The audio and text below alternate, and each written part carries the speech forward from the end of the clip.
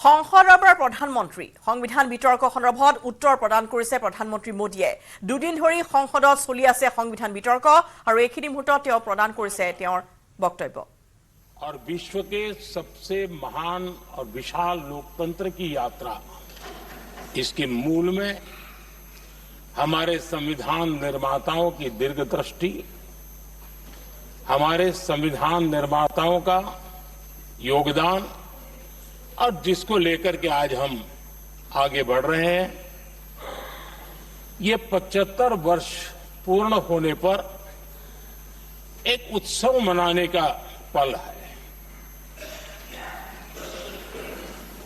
मेरे लिए खुशी की बात है कि संसद भी इस उत्सव में शामिल होकर के अपनी भावनाओं को प्रकट कर रही है। मैं सभी माननीय सांसदों का आभार व्यक्त करता हूं कि जिन्होंने इस उत्सव के अंदर हिस्सा लिया। मैं उन सबका अभिनंदन करता हूं। आदरणीय अध्यक्ष जी, 75 वर्ष की उपलब्धि साधारण नहीं है, असाधारण है। और जब देश आजाद हुआ और उस समय भारत के लिए जो जो संभावनाएं व्यक्त की गई थी उन सभी संभावनाओं को निरस्त करते हुए परास्त करते हुए भारत का संविधान हमें यहां तक ले आया है। और इसलिए इस महान उपलब्धि के लिए संविधान निर्माताओं के साथ साथ मैं देश के कोटि कोटि नागरिकों का आदरपूर्वक नमन करता हूं जिन्होंने इस भावना को इस नई व्यवस्था को जी करके दिखाया है। संविधान निर्माताओं की जो भावनाएं थी उसको जीने में पिछले 75 साल भारत का नागरिक हर कसौटी पर खरा उतरा है। और इसलिए भारत का नागरिक सर्वाधिक अभिनंदन का अधिकारी है। आदरणीय सभापति जी, संविधान निर्माता इस बात में बहुत सजग थे। वो ये नहीं मानते थे कि भारत का जन्म 1947 में हुआ है। वो ये नहीं मानते थे कि भारत में लोकतंत्र 1950 से आ रहा है। वे मानते थे यहां की महान परंपरा को, महान संस्कृति को, महान विरासत को, हजारों साल की उस यात्रा को, उसके प्रति वो सजग थे। उनको इस बात का पूरा भान था। आदरणीय सभापति जी, भारत का लोकतंत्र, भारत का गणतांत्रिक अतीत बहुत ही समृद्ध रहा है, विश्व के लिए प्रेरक रहा है। और तभी तो भारत आज मदर ऑफ डेमोक्रेसी के रूप में जाना जाता है। हम सिर्फ विशाल लोकतंत्र है इतना नहीं, हम लोकतंत्र की जननी है। आदरणीय सभापति जी, मैं जब ये कह रहा हूं तो मैं 3 महापुरुषों के कोट इस सदन के सामने प्रस्तुत करना चाहता हूं। राजर्षि पुरुषोत्तम दास टंडन जी, मैं संविधान सभा के अंदर हुई चर्चा का उल्लेख कर रहा हूं। उन्होंने कहा था, सदियों के बाद हमारे देश में एक बार फिर ऐसी बैठक बुलाई गई है, यह हमारे मन में अपने गौरवशाली अतीत की याद दिलाती हैं। जब हम स्वतंत्र हुआ करते थे, जब सभाएं आयोजित की जाती थी जिसमें विद्वान लोग देश के महत्वपूर्ण मामलों पर चर्चा करने के लिए मिला करते थे। दूसरा कोट मैं पढ़ रहा हूं डॉक्टर राधाकृष्णन जी का। वे भी इस संविधान सभा के सदस्य थे। उन्होंने कहा था, इस महान राष्ट्र के लिए गणतांत्रिक व्यवस्था नई नहीं है। हमारे यहां ये इतिहास के शुरुआत से ही है। और तीसरा कोट मैं बाबा साहब आंबेडकर का कह रहा हूं। बाबा साहब आंबेडकर जी ने कहा था, ऐसा नहीं है कि भारत को पता नहीं था कि लोकतंत्र क्या होता है। एक समय था जब भारत में कई गणतंत्र हुआ करते थे। आदरणीय सभापति जी, हमारे संविधान के निर्माण की प्रक्रिया में हमारी देश की नारी शक्ति ने संविधान को सशक्त करने में बहुत बड़ी भूमिका निभाई थी। संविधान सभा में 15 माननीय महिला सदस्य थी और सक्रिय सदस्य थी। मौलिक चिंतन के आधार पर उन्होंने संविधान सभा की डिबेट को समृद्ध किया था। और वे सभी बहनें अलग अलग बैकग्राउंड थी, अलग अलग क्षेत्र की थी। और संविधान में उन्होंने जो जो सुझाव दिए, उन सुझावों का संविधान के निर्माण पर बहुत बड़ा प्रभाव रहा था। और हमारे लिए गर्व की बात है कि दुनिया के कई देश आजाद भी हुए, संविधान भी बने, लोकतंत्र भी चला, लेकिन महिलाओं को अधिकार देने में दशकों बीत गए थे। लेकिन हमारे यहां शुरुआत से ही महिलाओं को वोट का अधिकार संविधान में दिया गया। आदरणीय सभापति जी, जब G20 समिट हुई, उसी भावना को आगे बढ़ाते हुए, क्योंकि संविधान की भावना को लेकर के हम सब जीने वाले लोग हैं, हमने G20 की अध्यक्षता के दरमियान विश्व के सामने विमेन लेड डेवलपमेंट के विचार रखा। और विश्व के अंदर विमेन डेवलपमेंट से अब आगे जाने की जरूरत है। और इसलिए हमने विमेन लेड डेवलपमेंट की चर्चा को अंजाम दिया।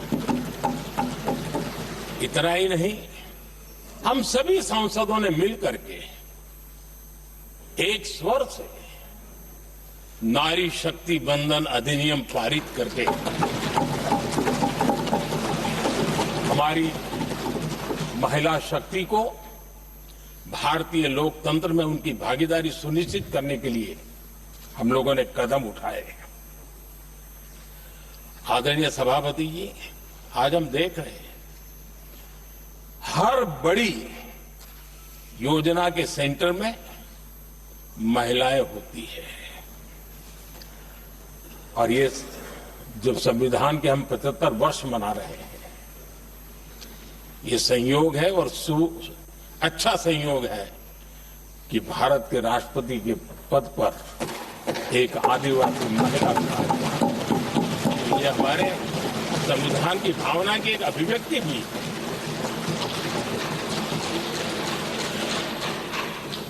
आदरणीय सभापति जी, इस सदन में भी लगातार हमारे महिला सांसदों की संख्या बढ़ रही है, उनका योगदान भी बढ़ रहा है। मंत्री परिषद में भी उनका योगदान बढ़ रहा है। आज सामाजिक क्षेत्र हो, राजनीतिक क्षेत्र हो, शिक्षा का क्षेत्र हो, खेलकूद का क्षेत्र हो, क्रिएटिव वर्ल्ड की दुनिया हो, जीवन के हर क्षेत्र में महिलाओं का योगदान, महिलाओं का प्रतिनिधित्व देश के लिए गौरव दिलाने वाला रहा है। विज्ञान के क्षेत्र में, खास करके स्पेस टेक्नोलॉजी में उनके योगदान की सराहना हर हिंदुस्तानी बड़े गर्व के साथ कर रहा है। और इन सब की सबसे बड़ी प्रेरणा हमारा संविधान है। आदरणीय सभापति जी,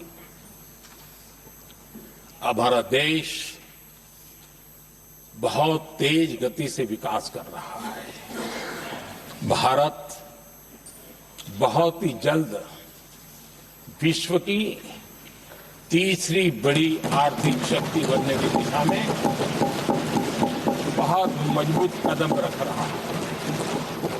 और इतना ही नहीं, ये 140 करोड़ देशवासियों का संकल्प है कि जब हम आजादी की शताब्दी मनाएंगे, हम इस देश को विकसित भारत बना करके रहेंगे। ये हर भारतीय का संकल्प है, ये हर भारतीय का सपना है। लेकिन इस संकल्प से सिद्धि के लिए सबसे बड़ी आवश्यकता है, वो है भारत की एकता। हमारा संविधान भी भारत की एकता का आधार है। हमारे संविधान के निर्माण काल में इस देश के बड़े बड़े दिग्गज थे, स्वतंत्रता सेनानी थे, साहित्यकार थे, विवेचक थे, सामाजिक कार्यकर्ता थे, शिक्षाविद थे, कई फील्ड के प्रोफेशनल्स थे, मजदूर नेता थे, किसान नेता थे, समाज के हर वर्ग का प्रतिनिधित्व था और सबके सब भारत की एकता के प्रति बहुत ही संवेदनशील थे। जीवन के भिन्न भिन्न क्षेत्र से आए हुए, देश के अलग अलग भूभाग से आए हुए सभी लोग इस बात के प्रति सजग थे और बाबा साहब अंबेडकर जी ने चेताया था। मैं बाबा साहब का कोट पढ़ रहा हूं। बाबा साहब अंबेडकर ने कहा था, समस्या ये है कि देश में जो विविधता से भरा जनमानस है, उसे किस तरह एक मत किया जाए, कैसे देश के लोगों को एक दूसरे के साथ होकर निर्णय लेने के लिए प्रेरित किया जाए, जिससे कि देश में एकता की भावना स्थापित हो। आदरणीय सभापति जी, मुझे बड़े दुख के साथ कहना है कि आजादी के बाद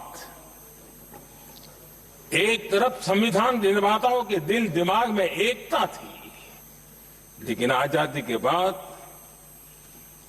विकृत मानसिकता के कारण या स्वार्थवश अगर सबसे बड़ा प्रहार हुआ तो देश की एकता के मूल भाव पर प्रहार हुआ। विविधता में एकता, ये भारत की विशेषता रही है। हम विविधता को सेलिब्रेट करते हैं और इस देश की प्रगति भी विविधता को सेलिब्रेट करने में है। लेकिन गुलामी की मानसिकता में पले बड़े लोगों ने, भारत का भला न देख पाने वाले लोगों ने, और जिनके लिए हिंदुस्तान 1947 में ही पैदा हुआ, ये जो धारणा बनी थी, उनके लिए वो विविधता में विरोधाभास ढूंढते रहे। इतना ही नहीं, विविधता के इस अमूल्य खजाना है हमारा, उसको सेलिब्रेट करने के बजाय उस विविधता में ऐसे जहरीले बीज बोने के प्रयास करते रहे ताकि देश की एकता को चोट पहुंचे। आदरणीय सभापति जी, हमें विविधता का उत्सव हमारे जीवन का अंग बनाना होगा और वही बाबा साहब आम्बेडकर को सच्ची श्रद्धांजलि होगी। आदरणीय सभापति जी, मैं संविधान के प्रकाश में ही मेरी बातों को रखना चाहता हूं और इसलिए अगर आप हमारी नीतियों को देखेंगे, पिछले 10 साल देश की जनता ने हमें जो सेवा करने का मौका दिया है, हमारे निर्णयों की प्रक्रिया को देखेंगे तो भारत की एकता को मजबूती देने का निरंतर हम प्रयास करते रहे हैं। आर्टिकल 370 देश की एकता में रुकावट बना पड़ा था, दीवार बना पड़ा था। देश की एकता हमारी प्राथमिकता थी, जो कि हमारी संविधान की भावना थी और इसलिए धारा 370 को हमने जमीन पर उतार दिया, क्योंकि देश की एकता हमारी प्राथमिकता है। आदरणीय सभापति जी, इस इतने बड़े विशाल देश में अगर आर्थिक रूप से हमें आगे बढ़ना है, हमारी व्यवस्थाओं को और विश्व को भी निवेश के लिए आना है, तो भारत में अनुकूल व्यवस्थाएं चाहिए और उसी में से हमारे देश में एक लंबे अरसे तक जीएसटी को लेकर के चर्चा चलती रही। मैं समझता हूं इकोनॉमिक यूनिटी के लिए जीएसटी ने बहुत बड़ी भूमिका अदा की है। उस समय पहले की सरकार का भी कुछ योगदान है। वर्तमान समय में हमको इसको आगे बढ़ाने का अवसर मिला और हमने इसको किया और वो भी वन नेशन वन टैक्स उस भूमिका को आगे बढ़ा रहा है। आदरणीय सभापति जी, हमारे देश में राशन कार्ड गरीब के लिए बहुत बड़ी मूल्यवान दस्तावेज रहा है, लेकिन गरीब अगर एक राज्य से दूसरे राज्य जाता था तो गरीब कुछ भी उसके प्राप्त करने का हकदार नहीं बनता था। इतना बड़ा देश पर उसका किसी भी कोने में जाए उसका उतना ही अधिकार है। एकता के उस भाव को मजबूत करने के लिए हमने one nation one ration card की बात को मजबूत किया। आदरणीय सभापति जी, देश के गरीब को, देश के सामान्य नागरिक को अगर मुफ्त में इलाज मिले तो गरीबी से लड़ने की उसकी ताकत अनेक गुना बढ़ जाती है। लेकिन उसके लिए जहां वो काम करता है वहां पर तो मिल जाए, लेकिन किसी काम बस वो बाहर गया है और वहां पर वो जीवन और मृत्यु की लड़ाई लड़ता हो, ऐसे समय अगर उसको सुविधा नहीं मिलेगी तो व्यवस्था किस काम की। और इसलिए देश की एकता के मंत्र को जीने वाले हम लोगों ने ये तय किया कि one nation one health card, और इसलिए हमने आयुष्मान भारत योजना। आज बिहार के दूर दराज क्षेत्र का व्यक्ति भी अगर पुणे में कुछ काम कर रहा है और अचानक बीमार हो गया तो उसके लिए आयुष्मान कार्ड होना बहुत इनफ है, उसकी सेवा मिल सकती।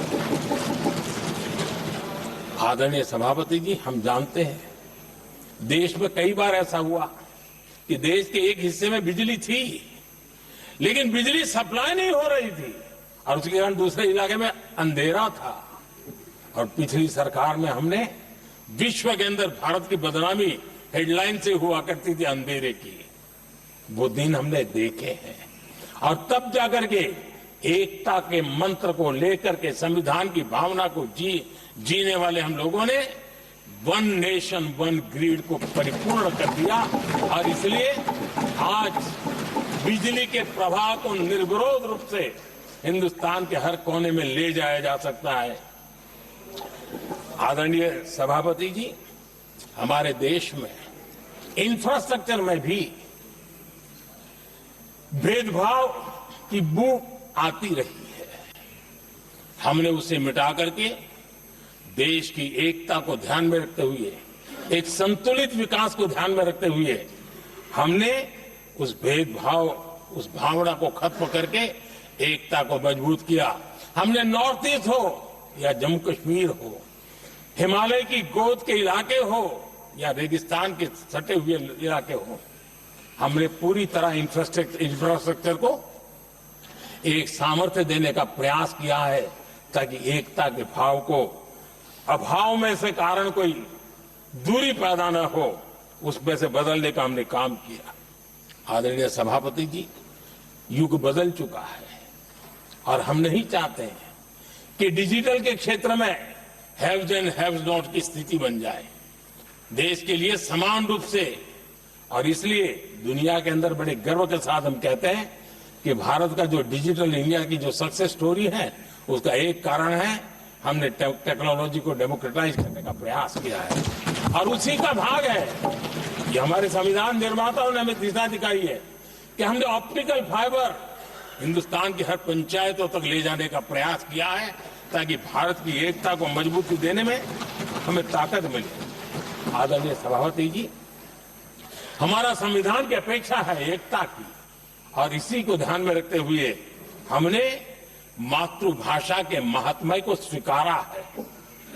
मातृभाषा को दबा करके हम देश के जनमानस को संस्कारित नहीं कर सकते, और इसलिए हमने न्यू एजुकेशन पॉलिसी में भी मातृभाषा को बहुत बल दिया है।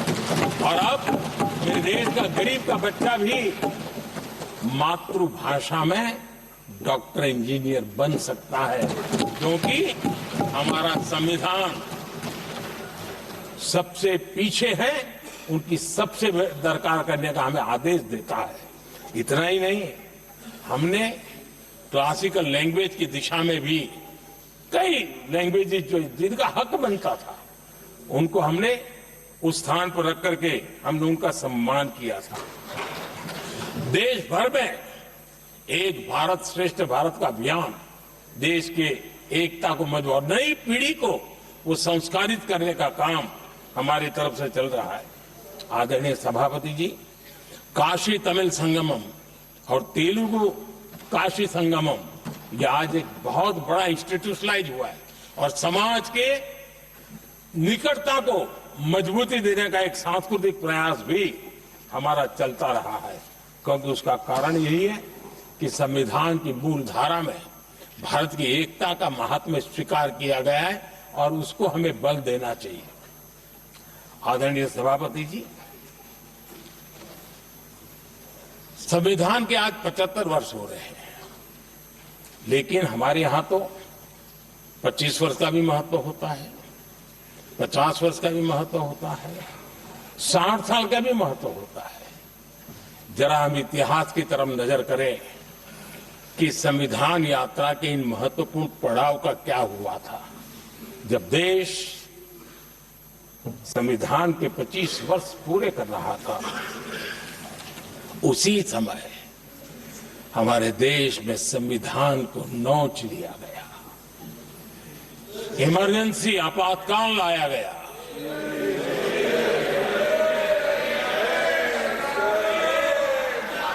संवैधानिक व्यवस्थाओं को समाप्त कर दिया गया, देश को जेल खाना बना दिया गया, नागरिकों के अधिकारों को लूट लिया गया, प्रेस की स्वतंत्रता को ताले लगा दिए गए, और कांग्रेस के माथे पर जो पाप है ना, वो कभी भी धुलने वाला नहीं है, कभी भी धुलने वाला। यह सब हिंदुस्तान, दुनिया में जब जब लोकतंत्र की चर्चा होगी, कांग्रेस के माथे का एक पाप कभी धुलने वाला नहीं है, क्योंकि लोकतंत्र का गला घोंट दिया गया था। भारत के संविधान निर्माताओं की तपस्या को मिट्टी में मिलाने की कोशिश की गई थी। आदरणीय सभापति जी, जब 50 साल हुए तब क्या भुला दिया गया था?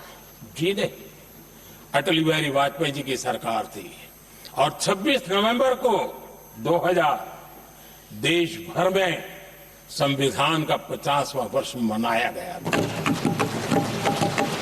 अटल बिहारी वाजपेयी जी ने प्रधानमंत्री के नाते राष्ट्र को एक विशेष संदेश दिया था। एकता, जनभागीदारी, साझेदारी, उसके महत्व पर बल देते हुए उन्होंने संविधान की भावना को जीने का प्रयास किया था, जनता को जगाने का भी प्रयास किया था। और अध्यक्ष जी, जब देश संविधान का 50 वर्ष मना रहा था और जब 50 वर्ष की पूर्णाहुति हुई, तो ये मेरा भी सौभाग्य था कि मुझे भी संविधान की प्रक्रिया से मुख्यमंत्री बनने का अवसर मिल गया। और मैं जब मुख्यमंत्री था उसी कार्यकाल में संविधान के 60 साल हुए और तब मैंने तय किया था मुख्यमंत्री के नाते कि हम गुजरात में संविधान के 60 साल मनाएंगे। और इतिहास में पहली बार ऐसा हुआ है जब संविधान के ग्रंथ को हाथी पर बनाई हुई अंबाड़ी में रखा गया, उस विशेष व्यवस्था में रखा गया। हाथी पर संविधान की यात्रा निकल, संविधान गौरव यात्रा निकाली गई और राज्य का मुख्यमंत्री उस संविधान के नीचे हाथी के बगल में पैदल चल रहा था और देश को संविधान का महत्व समझाने का सांकेतिक प्रयास कर रहा था। ये सौभाग्य भी मुझे प्राप्त हुआ था, क्योंकि हमारे लिए संविधान का महत्व क्या है।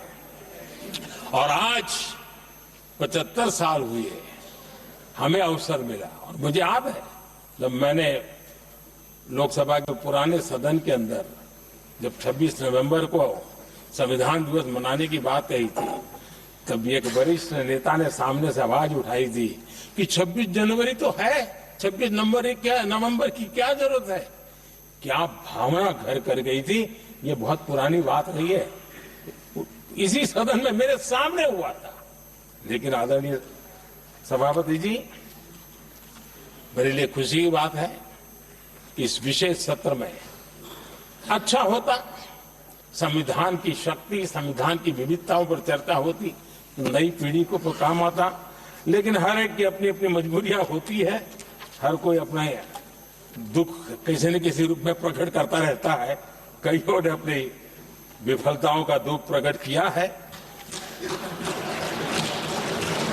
अच्छा होता दलगत की भावनाओं से उठ करके देश हित में संविधान की चर्चा हुई होती, तो एक समृद्धि मिलती अनेक देश की नई पीढ़ी को। आदरणीय सभापति जी, मैं तो संविधान के प्रति विशेष आदर का भाव व्यक्त करना चाहता हूं कि संविधान की भावना थी कि मेरे जैसे अनेक लोग जो यहां पहुंच नहीं पाते, ये संविधान था जिसके कारण हम पहुंच पाए। क्योंकि हमारा कोई बैकग्राउंड नहीं था, हम यहां तक कैसे आते हैं। ये संविधान का सामर्थ्य था, जनता जनार्दन के आशीर्वाद थे। इतना बड़ा दायित्व, और मेरे जैसे बहुत लोग यहाँ भी जिनका ऐसा कोई बैकग्राउंड नहीं है, यही एक सामान्य परिवार से आए हैं और आज संविधान ने हमें यहाँ तक पहुंचाया है। और ये भी कितना बड़ा सौभाग्य है कि हमें देश ने इतना स्नेह दिया, एक बार नहीं, दो बार नहीं, 3 बार। ये हमारे संविधान के बिना संभव नहीं था। आदरणीय सभापति जी,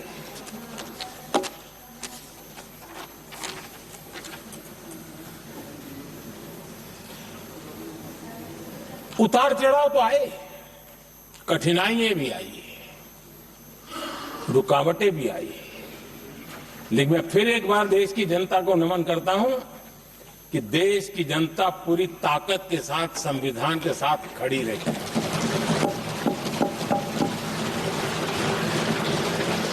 आदरणीय सभापति जी, मैं आज यहां किसी की व्यक्तिगत आलोचना करना नहीं चाहता हूं, लेकिन तथ्यों को देश के सामने रखना जरूरी है और इसलिए मैं तथ्यों को रखना चाहता हूं। कांग्रेस के एक परिवार ने संविधान को चोट पहुंचाने में कोई कोर कसर नहीं छोड़ी है।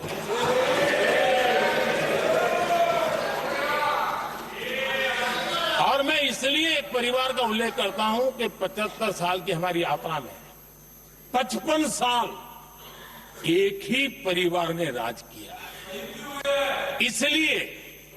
इसलिए देश को क्या क्या हुआ है ये जानने का अधिकार है। और इस परिवार के कुविचार, कुरीति, कुनीति, इसकी परंपरा निरंतर चल रही है। हर स्तर पर इस परिवार ने संविधान को चुनौती दी। आदरणीय सभापति जी, 1947 टू 1952 इस देश में इलेक्टेड गवर्नमेंट नहीं थी। एक अस्थाई व्यवस्था थी, एक सिलेक्टेड सरकार थी और चुनाव नहीं हुए थे। और जब तक चुनाव न हो तब तक एक इंटरिम व्यवस्था के रूप में कोई खाका खड़ा करना चाहिए, किया गया था। 1952 के पहले राज्यसभा का भी गठन नहीं हुआ था। राज्यों में भी कोई चुनाव नहीं थे, जनता का कोई आदेश नहीं था। उसके बावजूद भी, और अभी तो संविधान निर्माताओं ने इतना मंथन करके संविधान बनाया था। 1951 में जबकि चुनी हुई सरकार नहीं थी, उन्होंने ऑर्डिनेंस करके संविधान को बदला और किया क्या? अभिव्यक्ति की आजादी पर हमला कर दिया गया।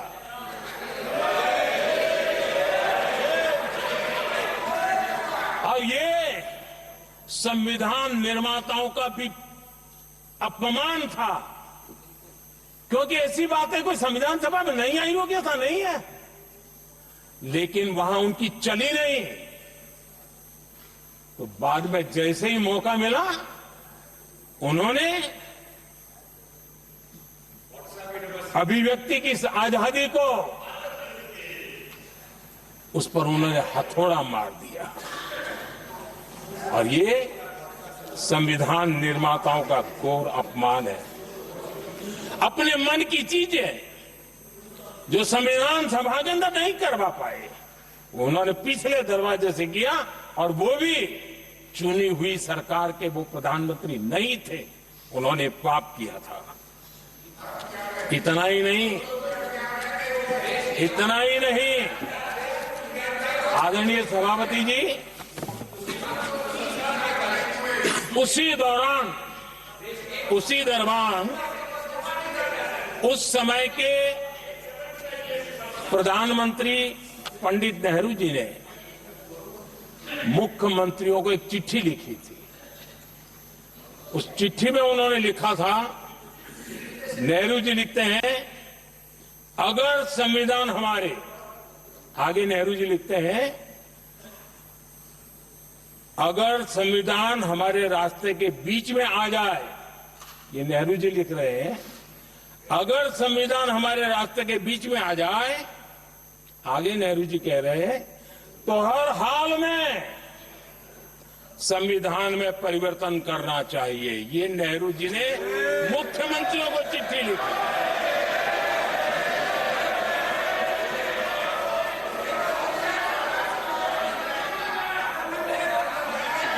और आदरणीय सभापति जी, ये भी देखिए, 1951 में ये पाप किया गया, लेकिन देश चुप नहीं था। उस समय राष्ट्रपति डॉक्टर राजेंद्र प्रसाद जी ने चेताया ये गलत हो रहा है। उस समय स्पीकर पद पर बैठे हुए हमारे स्पीकर महोदय ने भी पंडित जी को कहा, गलत कर रहे हो। इतना ही नहीं, आचार्य कृपलानी जी, जयप्रकाश नारायण जैसे महान कांग्रेसी लोगों ने भी पंडित नेहरू ने कहा कि ये रोको, लेकिन पंडित जी का अपना संविधान चलता था और इसलिए उन्होंने इतने वरिष्ठ महानुभावों की सलाह मानी नहीं और उसे भी उन्होंने दरकिनार कर दिया। और आदरणीय सभापति जी, ये संविधान संशोधन करने का ऐसा खून कांग्रेस के मुंह लग गया कि समय समय पर वो संविधान का शिकार करती रही। ये खून मुंह पे लग गया। इतना ही नहीं, संविधान के स्पिरिट को लहू लहान करती रही। आदरणीय सभापति जी, करीब 6 दशक में 75 बार संविधान बदला गया। आदरणीय सभापति जी, जो बीज देश के पहले प्रधानमंत्री जी ने बोया था, उस बीज को खाद पानी देने का काम एक और प्रधानमंत्री ने किया। उनका नाम था श्रीमती इंदिरा गांधी।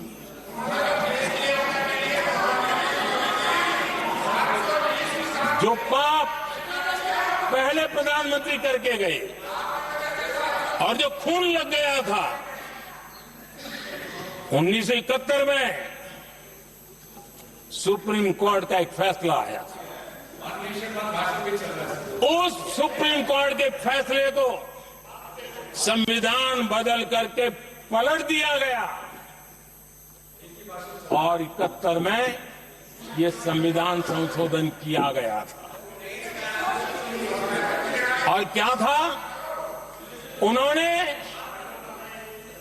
हमारे देश की अदालत के पंख काट दिए थे और यहां पर तो किया था कि संसद संविधान के किसी भी आर्टिकल में जो मर्जी पड़े वो कर सकती है और अदालत उसकी तरफ देख भी नहीं सकती है। अदालत के सारे अधिकारों को छीन लिया गया था। ये पाप 1971 में उस समय की प्रधानमंत्री श्रीमती इंदिरा गांधी ने किया था।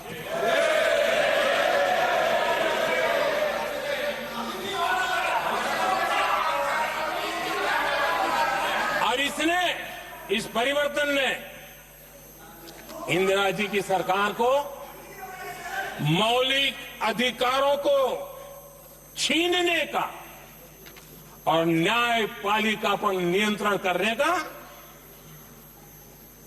अधिकार दिया, सक्षम बना दिया था। आदरणीय सभापति जी, खून मुंह पे लग गया था, कोई रोकने वाला था नहीं। और इसलिए जब इंदिरा जी के चुनाव को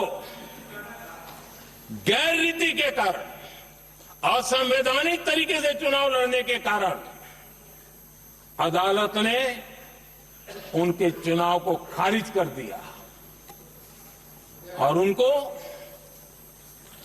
एमपी पद छोड़ने की नौबत आई, तो उन्होंने गुस्से में आकर के देश पर इमरजेंसी थोप दी, आपातकाल लगा दिया अपनी कुर्सी बचाने के लिए। और उसके बाद इतना ही नहीं, उन्होंने इमरजेंसी तो लगाई, संविधान का दुरुपयोग तो किया ही किया, भारत के लोकतंत्र का गला तो घोंट ही दिया। लेकिन 1975 में 39वां संशोधन किया और उसमें उन्होंने क्या किया? राष्ट्रपति, उपराष्ट्रपति, प्रधानमंत्री, अध्यक्ष, इनके चुनाव के खिलाफ कोई कोर्ट में जा ही नहीं सकता है, ऐसा उन्होंने, और वो भी रिट्रोस्पेक्टिव किया। आगे के लिए नहीं, पीछे का भी, अपने पापों का भी उन्होंने। और आदरणीय सभापति जी, मैं संविधान की बात कर रहा हूं, मैं संविधान के आगे पीछे कुछ नहीं बोल रहा हूं।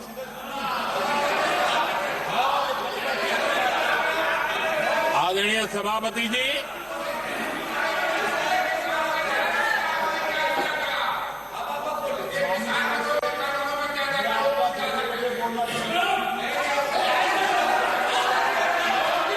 आदरणीय सभापति जी, इमरजेंसी में लोगों के अधिकार छीन लिए गए, देश के हजारों लोगों को जेलों में ठूंस दिया गया, न्यायपालिका का गला दौड़ दिया गया, अखबारों की स्वतंत्रता पर ताले लगा दिए गए। इतना ही नहीं, कमिटेड जुडिशरी, इस विचार को उन्होंने पूरी ताकत दी। और इतना ही नहीं, जिस जस्टिस एहतार खन्ना ने उनके चुनाव में उनको खिलाफ जो जजमेंट दिया था, वो इतना गुस्सा भरा था कि जब जस्टिस एहतार खन्ना, जो सीनियरिटी के आधार पर सुप्रीम कोर्ट के चीफ जस्टिस बनने थे, जिन्होंने संविधान के सम्मान करते हुए उस पीरियड से इंदिरा जी को सजा दी थी, उन्होंने मुख्य न्यायाधीश नहीं बनने दिया। ये संविधान और लोकतांत्रिक प्रक्रिया हुई।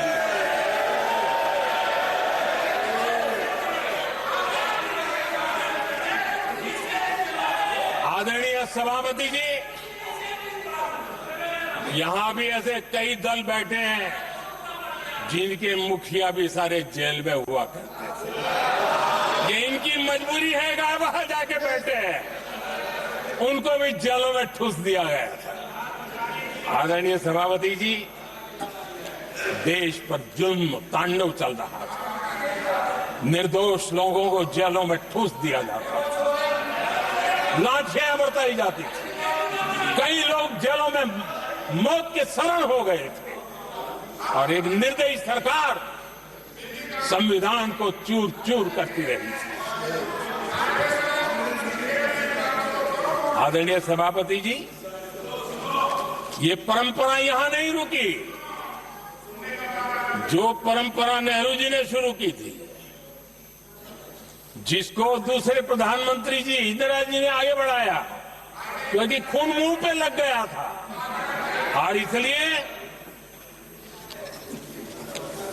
राजीव गांधी जी प्रधानमंत्री बने। उन्होंने संविधान को एक और गंभीर झटका दे दिया। सबको समानता, सबको समानता, सबको न्याय, उस भावना को चोट पहुंचाई। आदरणीय सभापति जी, आपको मालूम है, सुप्रीम कोर्ट ने शाहबानो का जजमेंट दिया था। एक भारत की महिला को न्याय देने का काम संविधान की मर्यादा और स्पीड के आधार पर देश की सुप्रीम कोर्ट ने दिया था। एक वृद्ध महिला को उसका हक मिला था सुप्रीम कोर्ट से, लेकिन उस समय के प्रधानमंत्री राजीव गांधी ने शाहबानो की उस भावना को, सुप्रीम कोर्ट की उस भावना को नकार दिया, और उन्होंने वोट बैंक की राजनीति के खातिर संविधान की भावना को बलि चढ़ा दिया और कट्टरपंथियों के सामने सर झुकाने का काम कर दिया।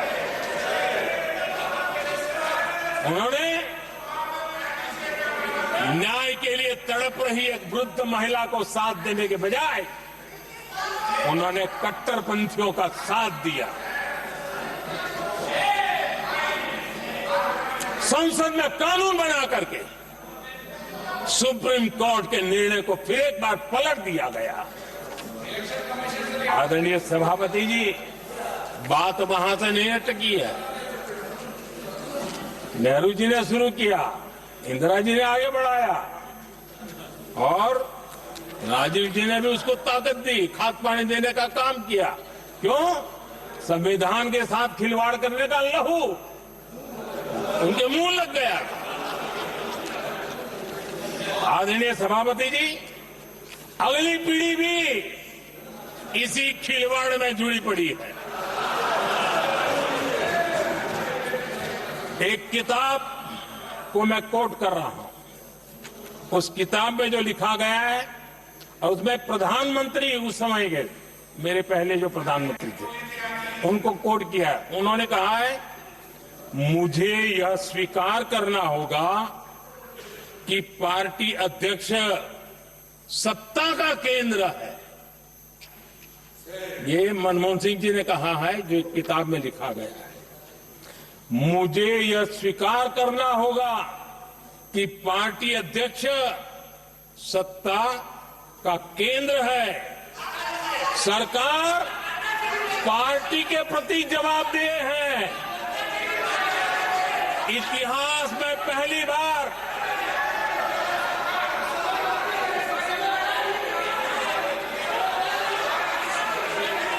आदरणीय सभापति जी, नहीं, आप सदन इतिहास तरीके में पहली बार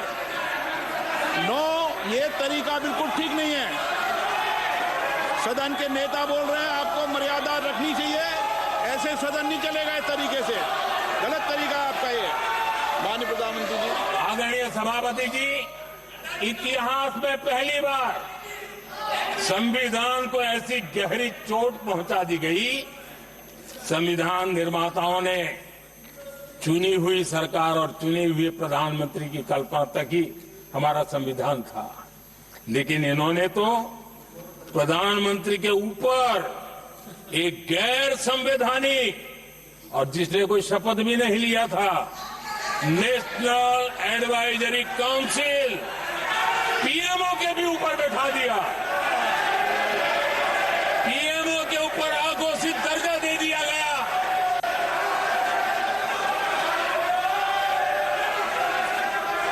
आदरणीय सभापति जी, इतना ही नहीं, और एक पीढ़ी आगे चले और उस पीढ़ी ने क्या किया? भारत के संविधान के तहत देश की जनता जनार्दन सरकार चुनती है और वो सरकार का मुखिया कैबिनेट बनाता है। ये संविधान के तहत है। इस कैबिनेट ने जो निर्णय किया, संविधान का अपमान करने वाले अहंकार से भरे लोगों ने पत्रकारों के सामने कैबिनेट के निर्णय को फाड़ दिया। संविधान को हर मौके पर संविधान के साथ खिलवाड़ करना, संविधान को न मानना, ये जिनकी आदत हो गई थी। और दुर्भाग्य देखिए, एक अहंकारी व्यक्ति कैबिनेट के निर्णय को फाड़ दे और कैबिनेट अपना फैसला बदल दे। ये कौन सी व्यवस्था? आदरणीय सभापति जी, मैं जो कुछ भी कह रहा हूं वो संविधान के साथ क्या हुआ उसी की बात कर रहा हूं। उस समय करने वाले पात्रों को लेकर किसी को परेशानी होती होगी, लेकिन बात संविधान की है। मेरे मन के और मेरे विचारों को मैं अभिव्यक्त नहीं कर रहा हूं।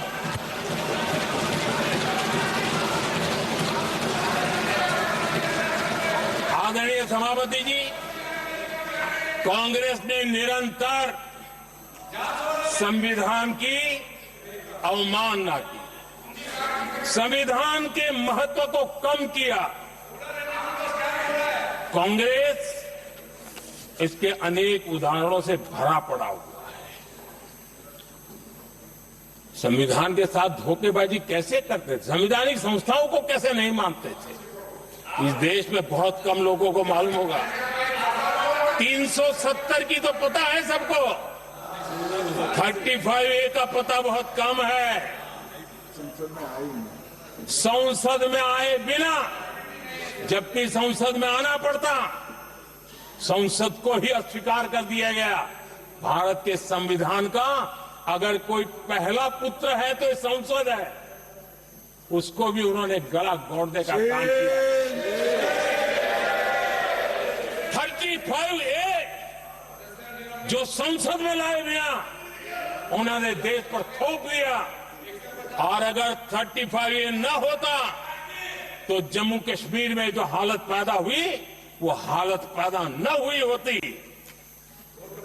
राष्ट्रपति के आदेश पर ये काम किया गया और देश की संसद को अंधेरे में रखा गया। आदरणीय सभापति, ये संसद का अधिकार था, कोई अपनी मनमानी से नहीं कर सकता था, लेकिन उनके पास बहुमत था, कर सकते थे, लेकिन वो नहीं किया क्योंकि पेट में पाप था, देश की जनता से छुपाना चाहते थे। आदरणीय सभापति जी, इतना ही नहीं, बाबा साहब आंबेडकर जिनके प्रति आज सम्मान का भाव सब कोई अनुभव कर रहा है, और हम लोगों के लिए तो बहुत विशेष है, क्योंकि हम लोगों के लिए तो जीवन में बहुत बड़ी जो कुछ भी रास्ते मिले ना वहीं से मिले हैं। आदरणीय सभापति जी, बाबा साहब आंबेडकर, इनके प्रति भी इनके मन में कितनी कटुता भरी थी, कितना द्वेष भरा था, मैं आज उसके डिटेल में जाना नहीं चाहता हूं, लेकिन जब अटल जी की सरकार थी तब बाबा साहब आंबेडकर, उनका जो महापरिनिर्वाण भूमि है, वहां पर अलीपुर रोड पर अटल जी की सरकार में बाबा साहब आंबेडकर जी के स्मृति में एक स्मारक बनाना तय हुआ। अटल जी के समय ये नहीं हुआ। दुर्भाग्य देखिए, 10 वर्ष यूपीए की सरकार रही, उसने इस काम को नहीं किया, न होने दिया। बाबा साहब आंबेडकर का जब हमारी सरकार आई, बाबा साहब आंबेडकर के प्रति हमारा सब श्रद्धा होने के कारण हमने अलीपुर रोड पर बाबा साहब मेमोरियल बनाया और उसका काम किया। आदरणीय सभापति जी, दिल्ली में जब बाबा साहब आंबेडकर के 1992 में, उस समय चंद्रशेखर जी कुछ समय थे, तब एक निर्णय किया गया था, आंबेडकर इंटरनेशनल सेंटर यही जनपद के पास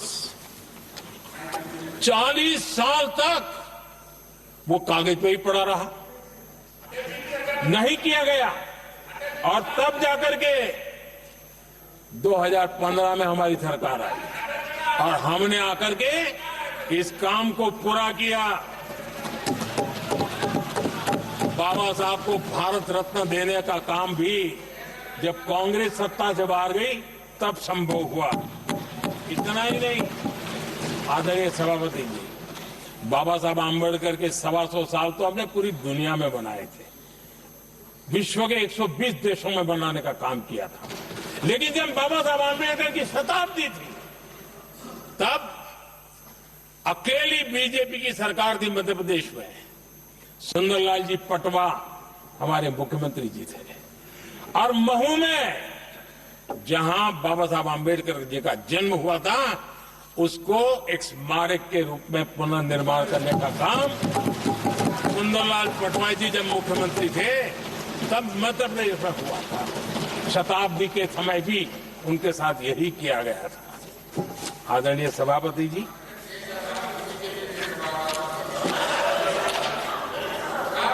हमारे देश में बाबा साहब आंबेडकर एक दीर्घदृष्टा थे। समाज के दबे कुचले लोगों को मुख्य धारा में लाने के लिए वो प्रतिबद्ध थे और एक लंबे सोच के साथ भारत को अगर विकसित होना है तो भारत का कोई अंग दुर्बल नहीं रहना चाहिए, ये चिंता बाबा साहब को सताती थी। और तब जाकर के हमारे देश में आरक्षण की व्यवस्था बनी। लेकिन वोट बैंक की राजनीति में छुपे हुए लोगों ने, डूबे हुए लोगों ने धर्म के आधार पर, तुष्टीकरण के नाम पर आरक्षण के अंदर कुछ न कुछ नुक्सेदेनी करने का प्रयास किया और इसका सबसे बड़ा नुकसान एससी, एसटी और ओबीसी समाज को हुआ है। आदरणीय सभापति जी, आरक्षण की कथा बहुत लंबी है। नेहरू जी से लेकर के राजीव गांधी तक कांग्रेस के प्रधानमंत्रियों ने आरक्षण का घोर विरोध किया है। हिस्ट्री कह रही है आरक्षण के विरोध में लंबी लंबी चिट्ठियां स्वयं नेहरू जी ने लिखी है, मुख्यमंत्रियों को लिखी है। इतना ही नहीं, सदन में आरक्षण के खिलाफ लंबे लंबे भाषण इन लोगों ने किए हैं। बाबा साहब आंबेडकर समता के लिए और भारत में संतुलित विकास के लिए आरक्षण के लेकर के आए। उन्होंने उसके खिलाफ भी झंडा ऊंचा किया हुआ था। दशकों तक मंडल कमीशन के रिपोर्ट को डिब्बे में डाल दिया था। जब कांग्रेस को देश ने हटाया, जब कांग्रेस गई, तब जाकर के ओबीसी को आरक्षण मिला। तब तक ओबीसी को आरक्षण नहीं मिला। ये कांग्रेस का पाप है। अगर उस समय मिला होता तो आज देश के अनेक पदों पर ओबीसी समाज के लोग भी देश की सेवा करते, लेकिन नहीं करने दिया, नहीं होने दिया। ये पाप इन्होंने किया था। आदरणीय सभापति जी, जब हमारे यहां संविधान का निर्माण चल रहा था, तब संविधान निर्माताओं ने धर्म के आधार पर आरक्षण होना चाहिए कि नहीं होना चाहिए, इस विषय पर घंटों तक, दिनों तक गहन चर्चा की है, विचार विमर्श किया है और सबका मत बना है कि भारत जैसे देश की एकता और अखंडता के लिए धर्म के, संप्रदाय के आधार पर आरक्षण नहीं हो सकता है। सुविचारित मत था, ऐसा नहीं कि भूल गए थे, रह गया था। सोच विचार कर तय किया गया था कि भारत की एकता और अखंडता के लिए संप्रदाय और धर्म के आधार पर यह नहीं होगा। लेकिन कांग्रेस ने सत्ता सुख के लिए, सत्ता भूख के लिए, अपनी वोट बैंक को खुश करने के लिए धर्म के आधार पर आरक्षण का नया खेल खेला है, जो संविधान की भावना के खिलाफ है। इतना ही नहीं, दे भी दिया कुछ जगह पे और सुप्रीम कोर्ट से झटके लग रहे हैं। और इसलिए अब दूसरे बहाने से बहाने बता रहे हैं, ये करेंगे, वो करेंगे। मन में साफ है, धर्म के आधार पर आरक्षण देना चाहते हैं, इसलिए खेल खेले जा रहे हैं। संविधान निर्माताओं के भावनाओं पर गहरी चोट करने का ये निर्लज्ज प्रयास है। आदरणीय सभापति जी, आदरणीय सभापति जी,